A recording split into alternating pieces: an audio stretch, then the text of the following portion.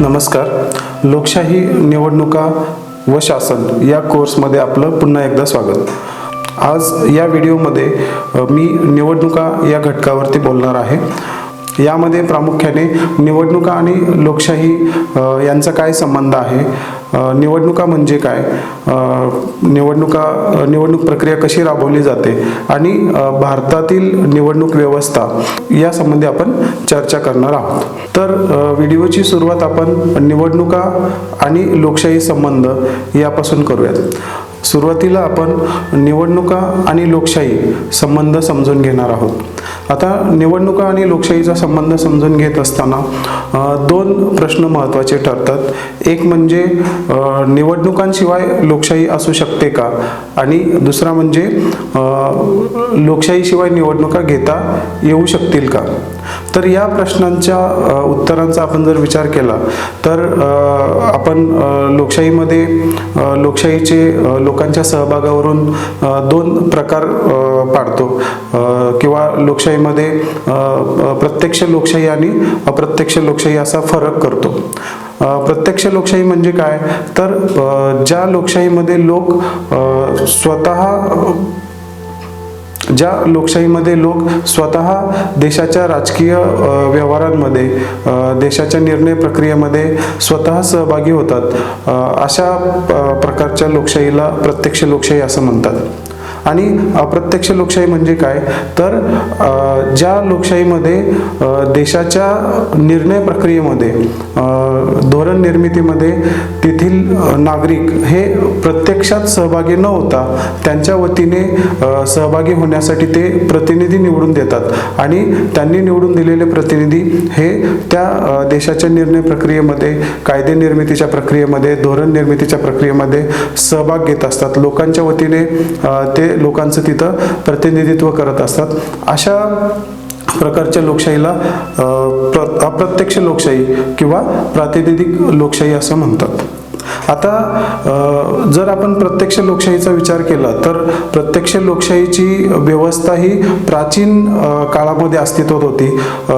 प्राचीन ग्रीक नगरराज्यांमध्ये इसवी सन पूर्व 4थ्या किंवा 5व्या शतकामध्ये, विशेषतः अथेन्स या राज्यामध्ये ही प्रत्यक्ष लोकशाही अस्तित्वात होती.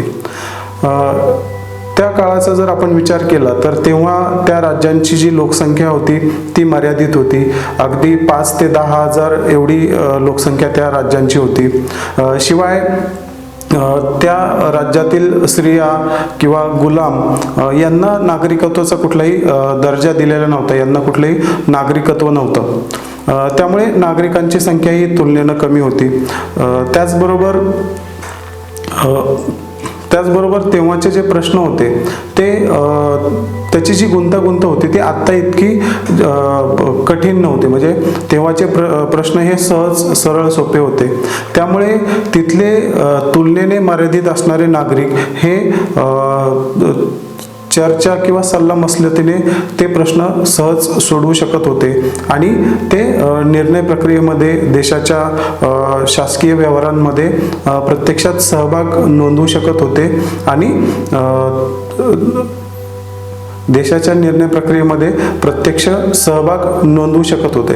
याचा अर्थ ते नागरिक हे स्वतःच देशाची सत्ता चालवत होते.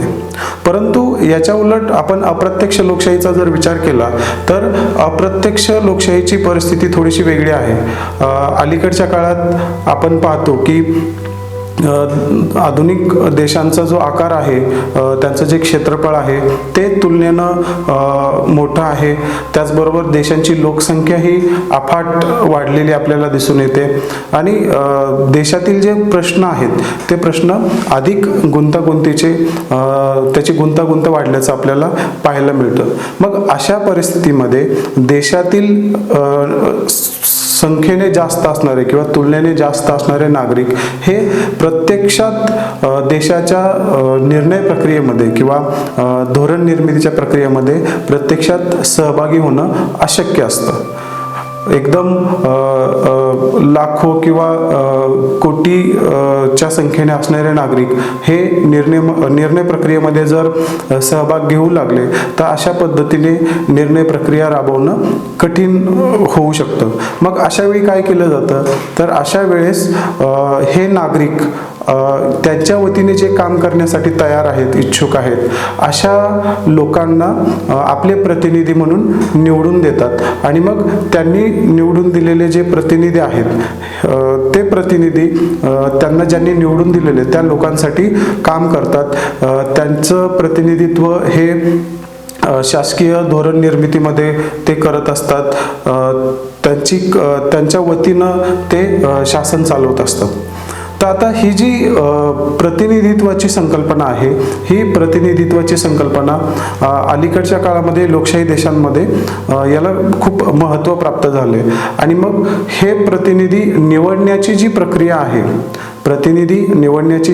आहे, या प्रक्रियेला आपण निवडणूक असं म्हणतो. लोकशाही देशांमध्ये सामान्य नागरिक हे प्रत्यक्षात सरकारी कामकाजामध्ये सहभाग घेऊ शकत नाही, म्हणून ते विशिष्ट अशा प्रक्रियेद्वारे आपले प्रतिनिधी त्या कामकाजासाठी किंवा आपलं प्रतिनिधित्व करण्यासाठी निवडून देतात आणि या प्रक्रियेला निवडणुका असं म्हणतात.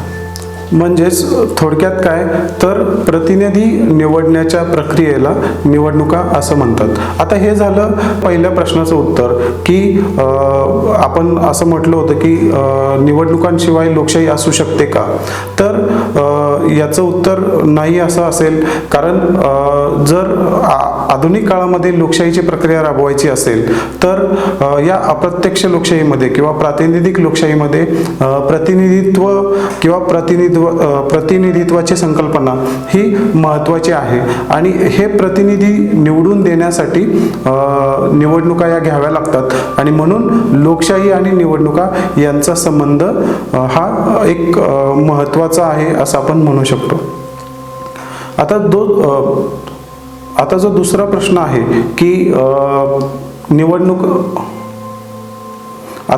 प्रश्न आहे की लोकशाहीशिवाय निवडणुका घेता येऊ शकतील का, तर याचं उत्तर हो असं आहे.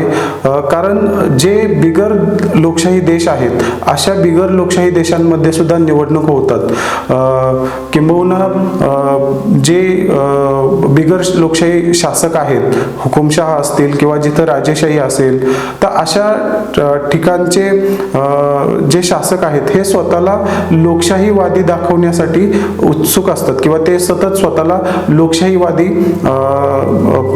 म्हणून स्वतःचं एक उल्लेख करत असतात. मग अशा वेळेस हे शासक त्यांच्या देशामध्ये निवडणुका कशा घेता येतील याचाही विचार करतात आणि त्यांच्या सत्तेला कुठलाही धोका पोचणार नाही किंवा त्यांचं जे काही शासन आहे ते अडचणीत येणार नाही अशा पद्धतीने त्या देशांमध्ये म्हणजेच बिगर लोकशाही देशांमध्ये निवडणुका या पार पाडल्या जातात. अर्थातच इथं या निवडणुका ह्या मुक्त आणि निष्पक्षपातीपणे पार पाडल्या जात नाहीत. जो सत्ताधारी वर्ग असेल किंवा जो सत्ताधारी पक्ष आहे याच्याच बाजूने निवडणुकांचे कौल कसे लागतील याच्यासाठी प्रयत्न केले जातात आणि पुन्हा तोच शासक हा सत्तेवरती येत असतो. थोडक्यात आपण असं म्हणू शकतो की निवडणुकांशिवाय लोकशाही अस्तित्वात राहू शकत नाही, परंतु लोकशाहीशिवाय निवडणुका असू शकतात, परंतु लोकशाहीशिवाय होणाऱ्या निवडणुका ह्या मुक्त आणि निष्पक्षपातीपणे होतीलच असं नाही. लोकशाहीमध्ये निवडणुका या होत असतात आणि लोकशाहीतील निवडणुका या त्या देशातील संविधानात किंवा राज्यघटनेमध्ये ज्या काही तरतुदी केलेल्या आहेत त्या तरतुदीनुसार राबवल्या जातात. जो ठराविक कार्यकाल असतो एखाद्या सरकारने किंवा एखाद्या पदावरील व्यक्तीने तो कार्यकाल पूर्ण केल्यानंतर त्या एखाद्या सरकारने तो कार्यकाल पूर्ण केल्यानंतर किंवा संविधानामध्ये जो कार्यकाल ठरवून दिलेला आहे त्या ठरवून दिलेल्या कार्यकालानंतर निवडणुका या लोकशाही देशांमध्ये पार पाडल्या जातात. मग संविधानामध्ये निवडणुकांसंदर्भात विविध तरतुदी केलेल्या असतात. उदाहरणार्थ निवडणुकांमध्ये मतदार कोण असेल, मतदान कोण करू शकतं, उमेदवार कोण किंवा निवडणूक कोण लढवू शकतं, निवडणुकांचं संचालन कोण करेल, त्याचबरोबर या निवडणुकांचं पर्यवेक्षण कोण करेल, तसंच आपले प्रतिनिधी मतदार कसे निवडू शकतात, मतमोजणी कशी केली जाऊ शकते, अशा पद्धतीच्या सर्व तरतुदी या त्या लोकशाही देशांच्या संविधानामध्ये केलेल्या असतात आणि त्या तरतुदींनुसार त्या देशाची निवडणूक प्रक्रिया ही राबवली जाते. यानंतर आपण भारतीय निवडणूक व्यवस्था समजून घेण्याचा प्रयत्न करूयात. जसं प्रत्येक लोकशाही देशांमध्ये निवडणुकीची प्रक्रिया ही संविधानानुसार ठरवलेली असते, तशीच प्रक्रिया भारतासाठी सुद्धा ठरवलेली आहे. त्यासंबंधीच्या तरतुदी भारतीय राज्यघटनेमध्ये केलेल्या आहेत. मग भारतामध्ये ह्या निवडणुका पार पाडण्यासाठी एक स्वतंत्र निवडणूक आयोगाची तरतूद भारतीय राज्यघटनेमध्ये केलेली आहे. भारतीय राज्यघटनेच्या कलम 324 ते 328 दरम्यान या तरतुदी आपल्याला पाहायला मिळतात. तर यामध्ये भारताचा जो निवडणूक आयोग आहे, हा निवडणूक आयोग भारताचे राष्ट्रपती, भारताचे उपराष्ट्रपती, त्याचबरोबर संसदेची दोन्ही सभागृह, लोकसभा आणि राज्यसभा, आणि राज्यांचे विधिमंडळाचे सभागृह, त्यामध्ये विधानसभा आणि विधान परिषद यांच्यासाठी निवडणूक प्रक्रिया राबवत असते. मग ही निवडणूक प्रक्रिया राबवत असताना ज्या तरतुदी संविधानामध्ये केलेल्या आहेत त्याप्रमाणे मुक्त आणि निष्पक्षपातीपणे या निवडणुका राबवणं ही जबाबदारी निवडणूक आयोगावरती राज्यघटनेमध्ये सोपवण्यात आलेली आपल्याला दिसून येते. निवडणूक आयोगाची रचना जर आपण पाहिली तर भारताचा जो निवडणूक आयोग आहे ही एक स्वायत्त आणि स्वतंत्र यंत्रणा आहे आणि या यंत्रणेला विशेष अधिकार देण्यात आलेले आहेत. या निवडणूक आयोगाची रचना ही सुरुवातीपासूनच एक सदस्यीय निवडणूक आयोग अशा पद्धतीची होती, परंतु कालांतराने निवडणुकांची प्रक्रिया आणि त्यामध्ये कालांतराने निवडणुकाची प्रक्रिया ही व्यापक बनली आणि मग 1989 पासून जो एक सदस्यीय निवडणूक आयोग होता तो त्रिसदस्यीय केला गेला आणि त्यामध्ये मग मुख्य निवडणूक आयुक्तांच्या बरोबरच 2 उपायुक्त किंवा 2 सह आयुक्त दोन सह आयुक्त किंवा 2 सह आयुक्त किंवा 2 उपायुक्त नेमले जाऊ लागले, जेणेकरून हे सह आयुक्त मुख्य आयुक्तांना त्यांच्या कामामध्ये मदत करतील. निवडणूक आयोगाच्या मुख्य आयुक्तांची नेमणूक ही राष्ट्रपतींद्वारे केली जाते. संसदेत केंद्रीय मंत्रिमंडळाने ज्या व्यक्तीची शिफारस केलेली असेल त्या व्यक्तीची नेमणूक राष्ट्रपती निवडणूक आयोगाचा मुख्य आयुक्त म्हणून करू शकते. आता हे जे मुख्य निवडणूक आयुक्त असतात ह्यांचा कार्यकाळ हा 6 वर्षांचा असतो किंवा वयाच्या 65व्या वर्षापर्यंत ते पदावरती कार्यरत राहू शकतात. वयाची 65 वर्ष पूर्ण केल्यानंतर ते पदावरून निवृत्त होत असतात. निवडणूक आयुक्तांच्या नेमणुकीसोबतच भारतीय राज्यघटनेमध्ये मुख्य निवडणूक आयुक्तांच्या बडतर्फीचीही तरतूद केलेली आहे. एखाद्या मुख्य निवडणूक आयुक्ताला जर पदावरून दूर करायचं असेल तर त्याच्यासाठीची जी प्रक्रिया आहे तर संसदेच्या महाभियोग प्रक्रियेद्वारे या मुख्य निवडणूक आयुक्तांना पदावरून दूर केलं जाऊ शकतं आणि ही जी प्रक्रिया आहे देशाचे जे सरन्यायाधीश आहेत त्या सरन्यायाधीशांना बडतर्फ करण्याची जी प्रक्रिया आहे ही अशाच पद्धतीची प्रक्रिया राबवून मुख्य निवडणूक आयुक्तांना पदावरून दूर केलं जातं. ही झाली भारतातील स्वतंत्र आणि स्वायत्त अशा निवडणूक आयोगाची रचना. आता आपण भारतीय निवडणूक व्यवस्थेची वैशिष्ट्ये पाहणार आहोत. प्रत्येक लोकशाही देशांमध्ये निवडणुकांबद्दल तिथल्या संविधानामध्ये तरतुदी केलेल्या असतात आणि त्या तरतुदीनुसार निवडणुका ह्या घेतल्या जातात. आता प्रत्येक लोकशाही देश हा आपापल्या सोयीनुसार किंवा तिथल्या देशातील राजकीय सामाजिक परिस्थिती पाहून निवडणुकांचं प्रक्रिया ठरवत असतो. तशीच भारताची सुद्धा निवडणूक प्रक्रिया ठरवलेली आहे आणि भारताची जी निवडणूक प्रक्रिया आहे ही थोडीशी निराळी आहे आणि मग त्या निवडणूक प्रक्रियेचं निराळेपण आपण भारतीय निवडणूक व्यवस्थेची वैशिष्ट्ये अभ्यासल्यानंतर आपल्या लक्षात येतं. पहिलं वैशिष्ट्य आहे first past the post system. याला मराठीमध्ये आपण ज्याला सर्वाधिक मते तो विजयी असं म्हणू शकतो. तर भारताची जी निवडणूक पद्धत आहे ही या निवडणूक पद्धतीमध्ये निवडणुकीची विशेष अशी पद्धत वापरली जाते. उदाहरणार्थ भारतामध्ये लोकसभेच्या जर निवडणुका घ्यायच्या असतील तर निवडणूक आयोगाद्वारे संपूर्ण देशाचं जवळजवळ 543 मतदारसंघांमध्ये विभाजन केलं जातं आणि एका मतदारसंघातून एक व्यक्ती किंवा एक प्रतिनिधी निवडून आणण्याची प्रक्रिया राबवली जाते. यामध्ये एका मतदारसंघामध्ये कितीही लोक स्वतःची उमेदवारी जाहीर करू शकतात, निवडणुकीसाठी ते उभे राहू शकतात. मग अशा वेळेस जी निवडणूक प्रक्रिया पार पाडली जाते त्यानंतर निवडणुकीनंतर जी मतमोजणी होते यामध्ये ज्या उमेदवाराला सर्वात जास्त मते मिळाली असतील अशा उमेदवाराला घोषित केलं जातं, अशा उमेदवाराला विजयी घोषित केलं जातं आणि तो प्रतिनिधी म्हणून निवडून येत असतो. या प्रक्रियेला first past the post system असं म्हणतात आणि हे भारतीय निवडणूक व्यवस्थेचं एक प्रमुख वैशिष्ट्य आहे. 2. मुक्त आणि निष्पक्षपाती निवडणुका.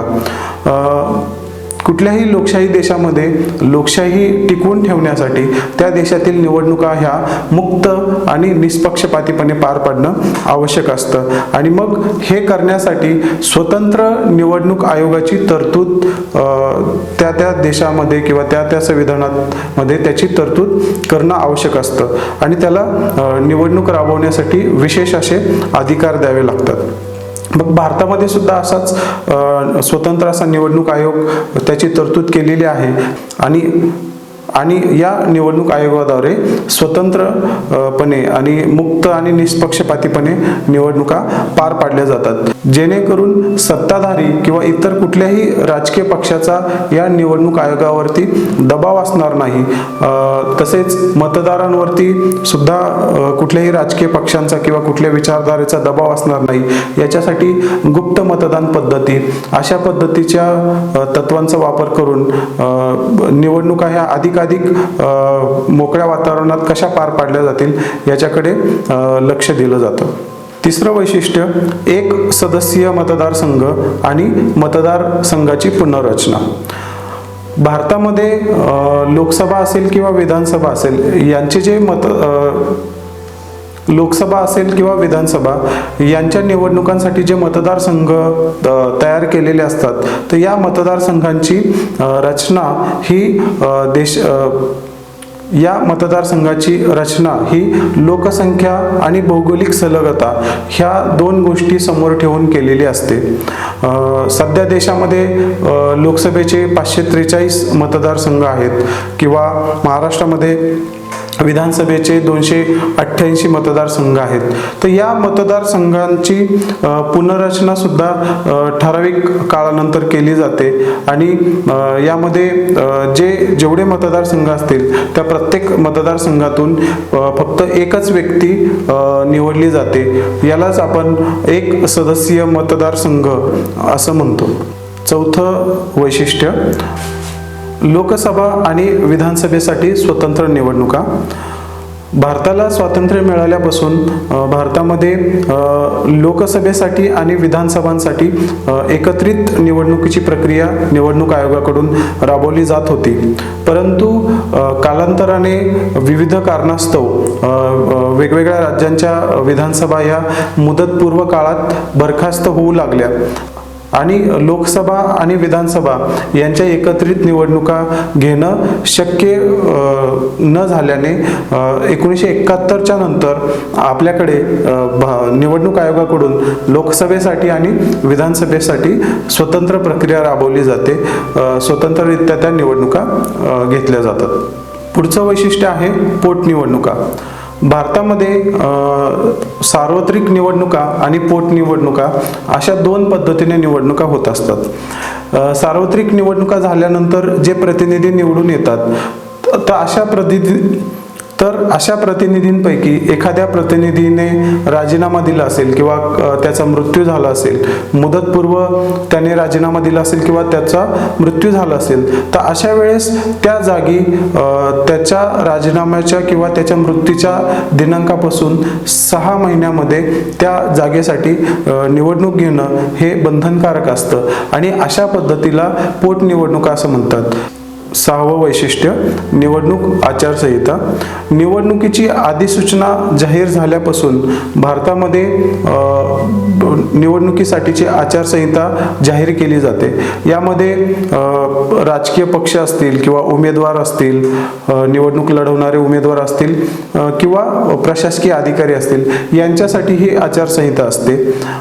निवडणुकीच्या काळामध्ये या लोकांनी, राजकीय पक्ष, उमेदवार किंवा प्रशासकीय अधिकाऱ्यांनी कशा पद्धतीचं त्यांचं वर्तन असावं या संबंधीची आचारसंहिता ही घालून दिलेली आहे, जेणेकरून राजकीय पक्ष किंवा प्रशासकीय अधिकारी आपल्याकडे असणारी सत्ता किंवा आपल्या पदाचा वापर करून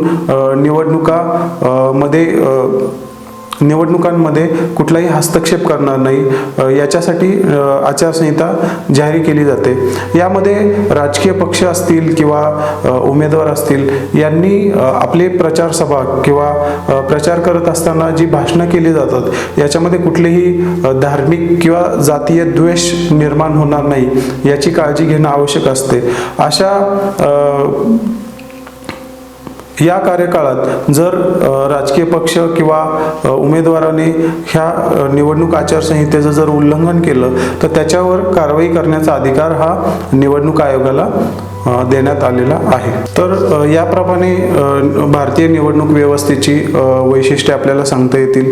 या वैशिष्ट्यांमुळेच भारताची निवडणूक प्रक्रिया ही इतर देशांच्या निवडणूक प्रक्रियांपेक्षा निराळी ठरते आणि भारतामध्ये निष्पक्षपातीपणे आणि मुक्त वातावरणामध्ये निवडणुका घेणं निवडणूक आयोगाला शक्य होतं, जेणेकरून लोकशाहीची प्रक्रिया ही कायम राहील आणि लोकशाहीची तत्त्व ही निभावली जातील. धन्यवाद.